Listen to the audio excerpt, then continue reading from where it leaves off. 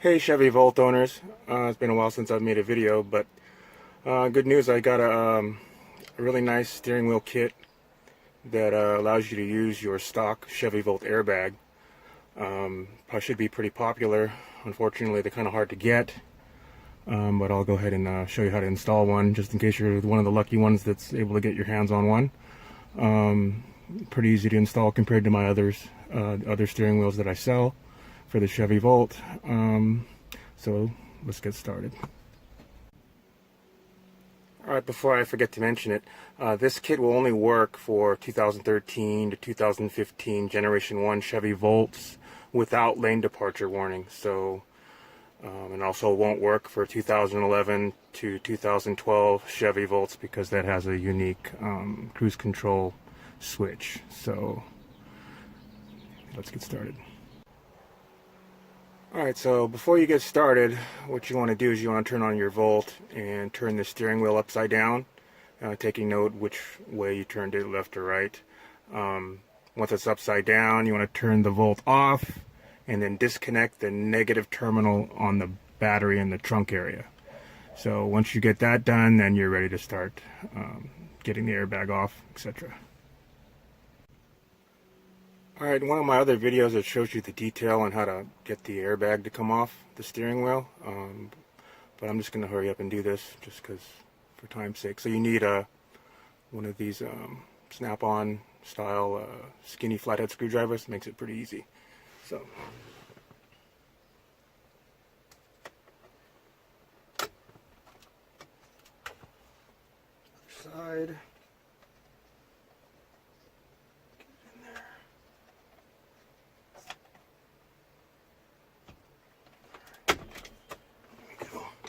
You pull it forward, it helps to dislodge it. Alright, so the airbag terminals, it's got a little tab, this orange tab, you got to pull those up before you can pull the actual plug off. So once you pull up on these, get your airbag off.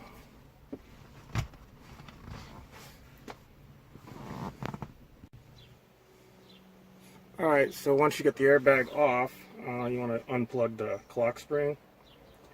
It's got a little tab in the middle on the top here. You just push down and then pull the plug out. Pretty easy. Once you've done that, you need a T50 Torx, basically to get the steering wheel bolt off. I recommend getting an impact style. You probably want to get a 200 psi impact gun to get this off easy. Otherwise you probably need a friend, torque wrench, probably a little more of an extension. And you don't want to do this by yourself, because if you strip this bolt, you're screwed. So make sure you have the right tools. Make sure you have a friend if you don't have the impact. Make sure it's centered and you know it has the right clearance. You'll need this extra extension, like I said, and take the steering wheel off, the bolt off. So I can do this by myself because this is loose from me doing it so many times, but let's get this off. Oh boy.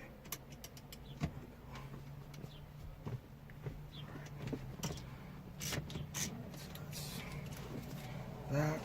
So getting this off the first time will be a bitch, just to let you know. It's got Loctite on it and stuff, so you'll need a friend or that impact gun, like I said. But yeah, once you get that off, steering wheel should come right off, slide right off. Okay, so there's that. And when you pull this straight out, you want to fish the airbag wires through the steering wheel.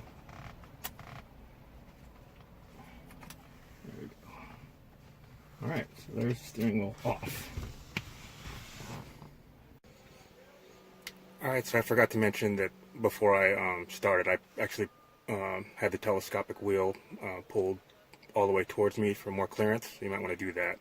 And then I had mine down, so just wanted to point that out. So next you'll need a 7mm socket just to basically get this these covers off. So there's one underneath. I usually do first.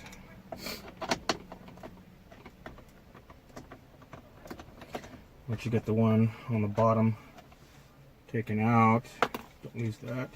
There's like a hole underneath where you can kind of put your fingers in. I just grab that and pull down, get a little physical with it. It usually just pops in two pieces. So,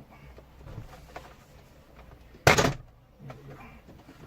Alright, so this telescopic thing kind of popped on me, but here we go. Yeah, so once this comes apart, you'll see two more 7mm screws or whatever. So it's come out pretty easy.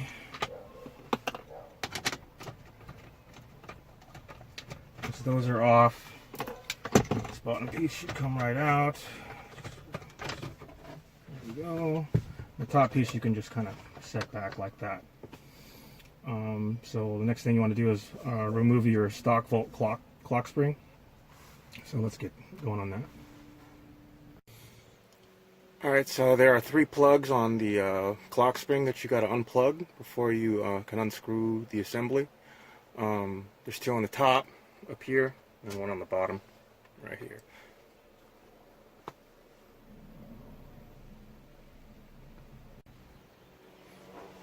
Alright, so first plug, the yellow plug, actually has this little orange or red insert lock or tab or whatever it is. So how to take this out, I kind of grab the loop that's on it and I kind of pull back on it and kind of pull up, so it's kind of like a diagonal thing. So if you pull back and up at the same time, it should dislodge the lock. So once you get that out, you can just push the tab down on the yellow plug and it comes out easier. There's a little tab in the middle of this second plug too. Just push that down and pull back. Same thing. So on the bottom one, it's kind of a pain in the butt. You got to kind of take your screwdriver and get between, I guess, the housing here where the plug goes into, and to kind of get the little tab some clearance. Mine's already kind of wore out, so mine comes out pretty easy. But if it's the first time, there's this little tab like right here. Mine's already flat and worn out, but that's basically what's holding this plug in. So once you get the screwdriver in there, kind of put a gap in there to clear this little tab, it should pull out. Kind of a pain if you've never done it before, but so once you get those 3 plugs unplugged, you need a Phillips screwdriver, 4 little screws, holds the clock spring together. Once you get these out, the whole housing comes out. Don't lose these screws.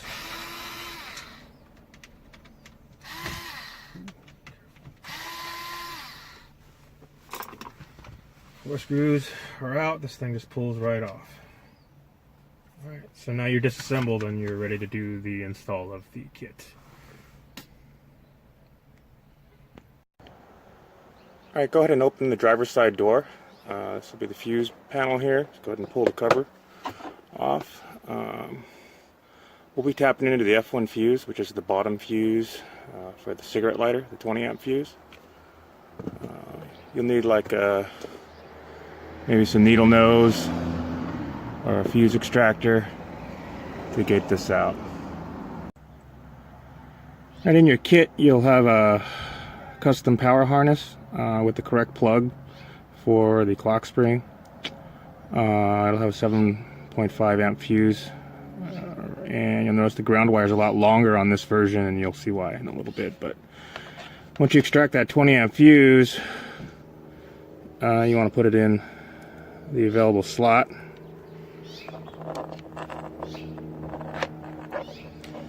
Alright, be careful not to bend that. Alright, once it's in, we'll go ahead and install the harness.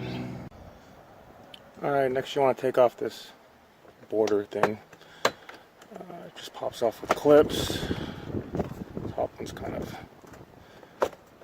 tough, but it just kind of folds out, and then when you put it back, you kind of do the opposite. Anyway, so in your kit, you want to fish the ground wire like around the fuse block here. I don't know if you can see this, but that's kind of the path you want to take right here. Let's see if I can. There we go. And then you want to plug this into the very bottom fuse block spot. Barely fits. Let's see if I can get this. Alright. So once that's plugged in, then you got to fish this thing, this harness through this little hole. And then you got to grab it on the other end. You might have a take a couple times for you to do this. But once you fish it through right, I'll show you on the other side where it comes out.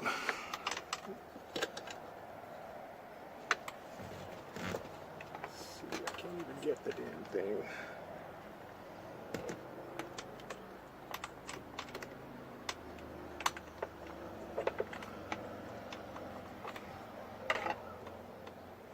Had it. There it is. Alright. There you go, and then feed it through. Alright, so once you fed the harness through that hole to the other side, you can actually assemble this side again. You kind of got to put this little lip inside the rubber first and then kind of flip it in. So try to get the top to go in first. Usually when that goes in, the rest seems to go in pretty easily. Just got to make sure all this is in the rubber lip when you've turned it. There we go. There we go. Just like that. Once that top goes in, it's pretty basic to go around.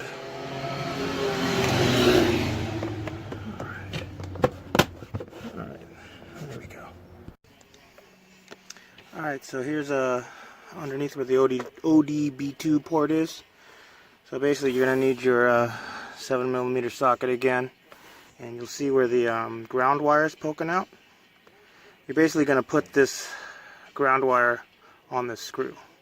So basically in this kit, I'm trying to make it so there's no need to drill anything, so you just need to put that there.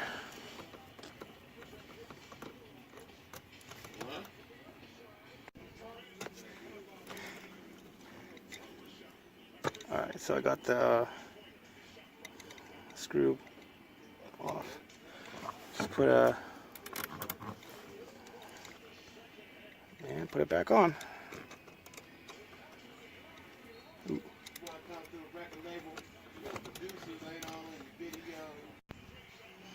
Alright, so there it is, snug down. So you basically want to have the wire kind of like go away from the hood release. So just test your hood release, make sure the wire's away from it or whatever.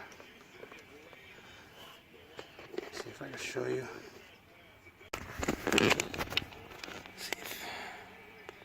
See how that's kind of routed around that.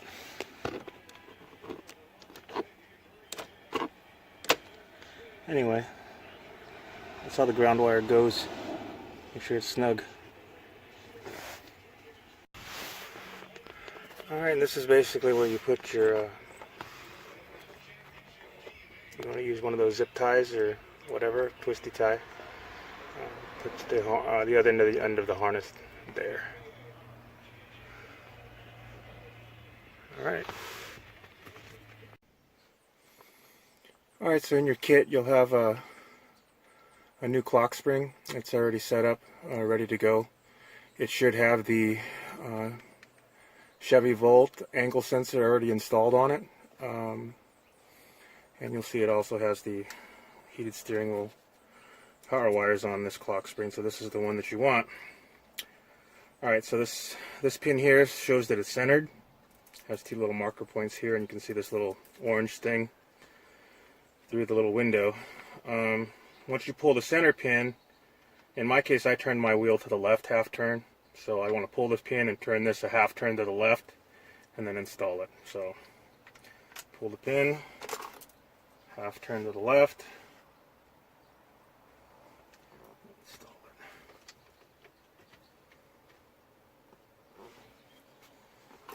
it. Okay, 4 screws.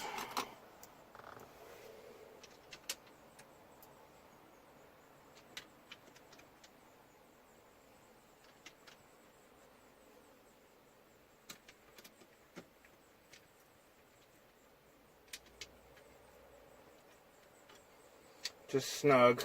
I don't like using the electric screwdriver to tighten these just because you might over tighten them, I guess. Just, you know, want them snug. This stuff is plastic, so you don't want to strip this stuff out.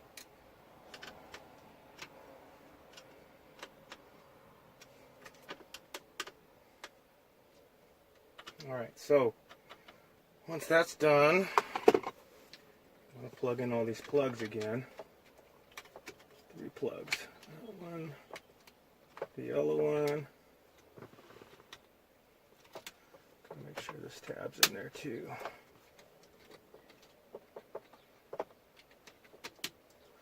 And the bottom one. Oops.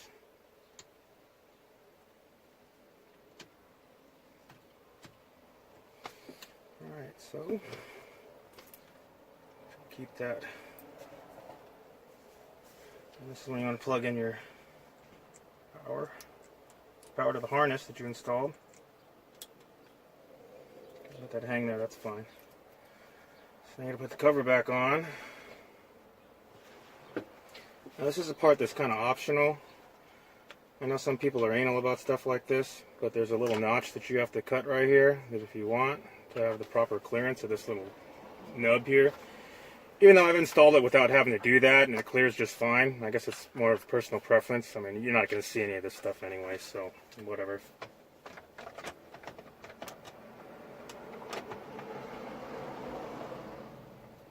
So you want to line up those holes for these screws. Remember the 7mm screws.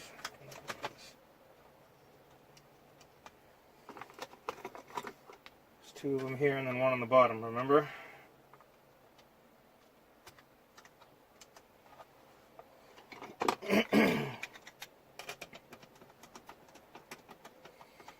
So once these get snugged up,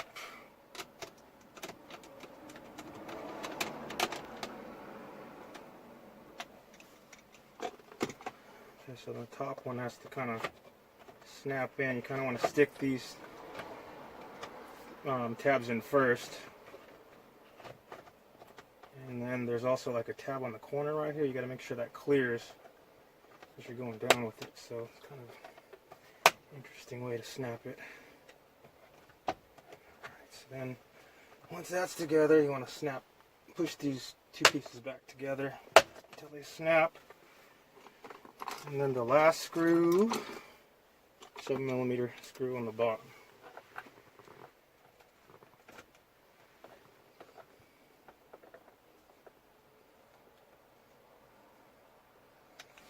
Alright, now to install the steering wheel. Alright, so in your kit you'll have your heated steering wheel. This one's been rewired by me to work in your Chevy Volt. So you want to install it upside down while feeding the airbag wires through and the power wire through. So airbag wires through the bottom, or kind of the top, or whatever, and the power wire through the square one. As you're guiding this forward, make sure that it lines up on the spline. Once it's lined up on the spline, it should just, there's like a center mark right here on the steering wheel, and there's actually one on the spline here. So be careful to get that right. You don't want to screw that spline up.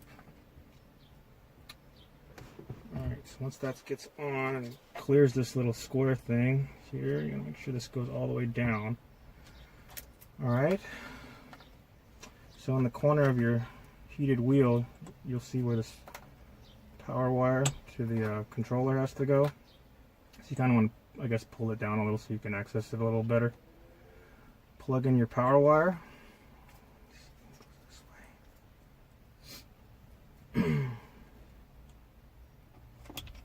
Alright, then try to tuck this back in there so it's out of the way.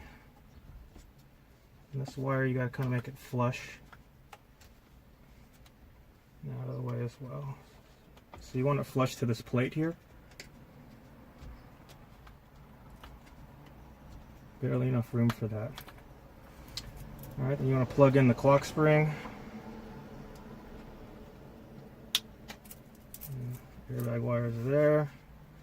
Now for the crazy, big nasty T50 Torx bolt. You can put blue Loctite on this, but I don't think you really need to. I'll make sure it's snug pretty good.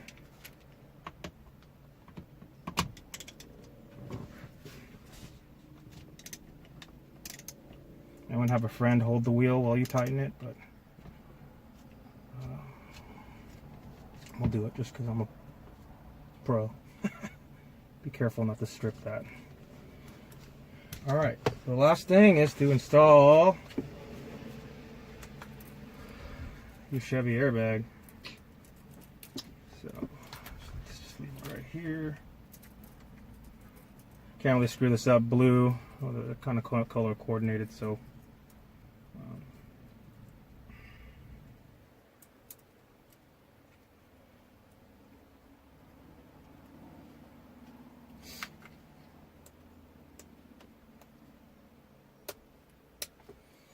push them in and then put the tabs down once they're seated. Alright, so just get those in. Make sure everything's where it should be and out of the way. Flush.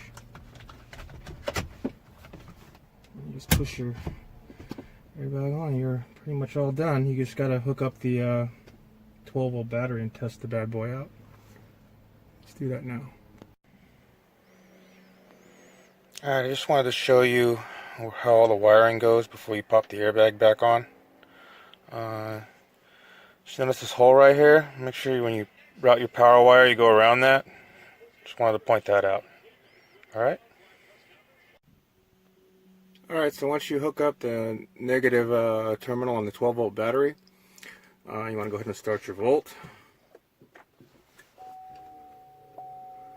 Alright. I turned my wheel to the left, so I'm going to turn it back to the right, so I'm centered now. First thing you want to check is make sure your cruise control goes on and off. Make sure the volume or whatever on the stereo works, which it does. And make sure the heated steering wheel works. You should see the LED go on. The heat should start getting hot, and you want to make sure you can turn the wheel lock to lock. Yep, we're good. Alright, so if you don't get the full travel of your steering, what that means is the angle sensor was put on wrong. That shouldn't happen if I did the work, but if you got the kit cheaper because you're going to try to do that step yourself, basically call it the module swap or whatever. One of my videos shows you how to do that. If you don't have your full steering travel, that means you put that on wrong, and you're going to have to, I don't know, call me and we'll talk about it, or you have to take that clock spring and the angle sensor back apart, and you have to spin the angle sensor one way or the other depending on how you screwed it up, and put it back together and reinstall everything. So hopefully that didn't happen if you wanted to save a buck. But if I did the work for you, you're pretty much ready to go. Your steering wheel should be nice and hot, and enjoy. Congratulations on your install.